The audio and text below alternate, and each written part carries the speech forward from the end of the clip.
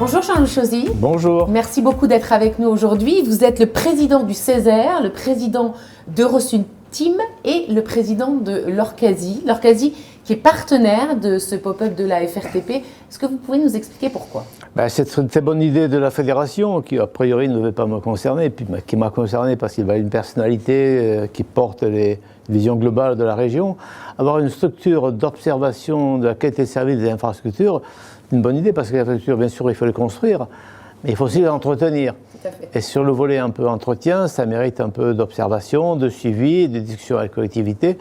Parce que rien que sur la question des canalisations et des fuites d'eau, la facture, c'est 2 milliards d'euros d'eau potable qui part dans les réseaux et dont on aurait bien besoin à la sortie de l'été. Et donc, ça mérite aussi un peu d'observation pour dire aux collectivités, là vous êtes à moins 20, moins 30 ou moins 40% de fuite, ça a beaucoup de réparer pour vous, pour le bien commun, ça crée de la valeur, ça crée de l'emploi. À l'arrivée, tout le monde est bénéficiaire. Alors le pop-up cette année, vous le savez, il est placé sous le signe de la transition écologique et de l'innovation. Les infrastructures, alors vous les connaissez particulièrement bien. C'est votre cheval de bataille, c'est votre terrain de jeu, si j'ose dire. Est-ce que les infrastructures d'aujourd'hui seront les mêmes que demain ou est-ce qu'elles devront forcément répondre aux grands enjeux de demain ? Alors, il est clair que ce qu'on a construit il y a un siècle ou il y a 50 ans ne peut pas être construit dans les mêmes conditions qu'aujourd'hui. Parce que les matériaux ont changé, les conditions économiques ont changé, les conditions climatiques aussi, et la transition énergétique s'applique à tout le monde. Donc la filière des travaux publics est une grande filière industrielle économique qui a beaucoup de sens en région pour équilibrer le territoire, doit intégrer, elle le fait déjà, puisque l'Orcasie m'a servi aussi à remettre des trophées des collectivités, des entreprises qui innovaient sur un revêtement innovant, un bitume innovant, une façon de construire innovante. Et donc les professionnels, comme les collectivités, doivent élaborer aujourd'hui des projets qui correspondent à la volonté d'avoir une économie décarbonée, des mobilités décarbonées et les outils de la transformation énergétique complètement intégrés.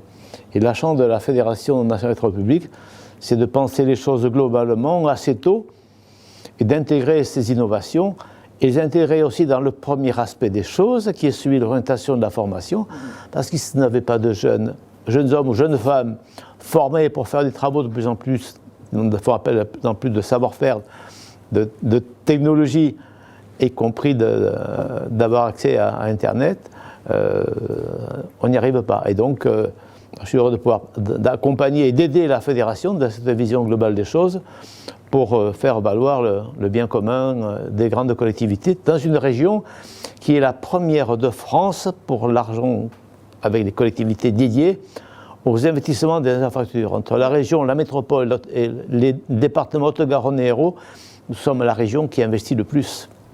Justement, et cette innovation pour revoir l'évolution de ces infrastructures, elle a un coût. Est-ce que c'est votre rôle aussi de les accompagner ? Qu'est-ce qu'on peut dire sur ce sujet-là au TP ? Nous, on a fait, ça a un coût, mais nous avons apporté, nous sommes aussi des chercheurs de solutions. C'est comme ça que je m'identifie, on dit à quoi vous servez ? À chercher des solutions et à le faire partager. Le montage financier pour la LGV, si nous n'avions pas fait partager le modèle du Grand Paris pour construire la LGV, nous serions encore dehors avec les banderoles. On a habitué, on les a portés pendant 25 ans. Mais avoir une décennie heureuse pour faire, avec un modèle financier innovant, un modèle Grand Paris, recours à l'emprunt, recette dédiée pour rembourser l'emprunt sur 40 ou 50 ans, c'est Eurosud qui l'a fait partager à l'occasion d'un très beau colloque à Hôtel Paldia le 31 mars 2016. Et quand il y a eu le grand débat pour la nouvelle loi d'orientation sur les mobilités, j'ai dit le débat, on y va par obligation, mais nous, le débat, on a saturé, on les a tous fait. Mais portons dans la loi, et le chef de l'État a donné l'ultime arbitrage, il a fait réintroduire dans la loi un texte qui avait disparu. Elisabeth Borne, aujourd'hui Premier ministre, a porté dans la LOM le modèle du Grand Paris pour financer la LGV Bordeaux-Toulouse, et enfin pareil pour Montpellier-Perpignan. Ça, c'est nous. Donc, on a sécurisé aussi, et la métropole a réussi à construire un partenariat financier avec le département et la région pour les 2,3 milliards d'euros pour la troisième ligne de métro que tous les Toulousains et pas que attendent. Donc, on a de quoi travailler, bien travailler dans cette région. Et tout à fait, vous avez raison. Les travaux publics sont et seront d'ailleurs de plus en plus acteurs de cette transition écologique et je dirais même de l'aménagement durable des territoires. Une mission qui est complexe parce qu'elle leur impose un certain nombre de contraintes. À ce jour, on le sait, il existe peu d'engins de chantier électriques, mais c'est aussi un formidable terrain d'opportunité pour ces métiers-là. Qu'est-ce que vous avez envie de leur dire sur cette question? Eh bien, ça sera l'occasion de contribuer à développer une filière française des robots pour arrêter d'importer les robots dont nous avons besoin. En matière énergétique, les Allemands se sont fait piquer par les Chinois leur fabrique de robots, vous avez de machines-outils, vous avez une spécialité mondiale, la marque KUKA, achetée en août 2016 4,5 milliards par les Chinois par inadvertance, faiblesse de vigilance des Allemands. Et donc si nous ne fabriquons pas, nous importons. Donc c'est l'occasion d'avoir aussi de la robotisation, du digital dans les métiers de la fédération qui sont divers, complexes. Tout à fait. Donc c'est l'occasion aussi de contribuer à créer des filières françaises. Alors, quand on prône la transition écologique, on prône forcément les transports en commun et les trains que vous prenez, vous, depuis très très longtemps. Hein. Vous avez rappelé les chantiers que vous avez menés, notamment sur la LGV. On le sait, et vous l'avez dit aussi, que la LGV, elle va apporter beaucoup de travail à cette Fédération des travaux publics.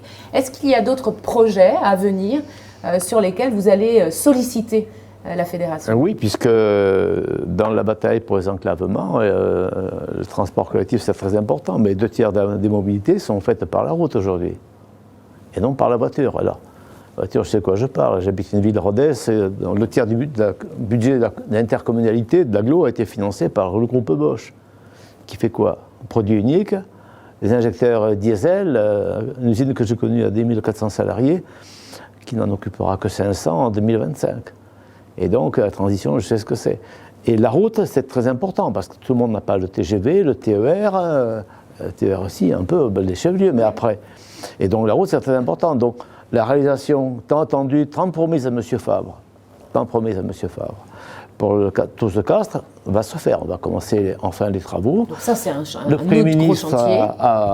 Il est originaire gersoise, il ne l'a pas oublié, a mis l'État au niveau pour signer un contrat avec la collectivité, le département et la région pour mettre Toulouse-Auch en 2 fois 2 voies. Donc les choses avancent. Rodez est en 2 fois 2 voies maintenant. La route des petites capitales, il reste le tronçon Rodez et Vrac-le-Château. Donc la route aussi, c'est un élément important pour la gestion des mobilités. Je pense qu'il faudra aussi mettre le bassin d'emploi à Bagnols-sur-Cère en 2 fois 2 voies avec Alès améliorer Alès-Nîmes parce que c'est un très grand bassin industriel. Donc la route, c'est aussi un élément d'investissement et on est sécurisé sur les budgets. Toulouse de Castres, Toulouse de Auch. À ce jour suffit à peine. Prochain contrat et on fera le reste. Donc de beaux chantiers en Occitanie à venir. Créateur de valeur, d'emploi et de cohésion économique, sociale et territoriale, parce que souvent les opposants à la route, quand on demande où est-ce qu'ils habitent des villes où ils ont toutes les autoroutes, toutes les gares internationales, tous les aéroports, et les autres. Pour avancer le pays sur ces 2 piliers, le rural et l'urbain. Merci beaucoup, Jean-Luc Chauzy. C'est moi.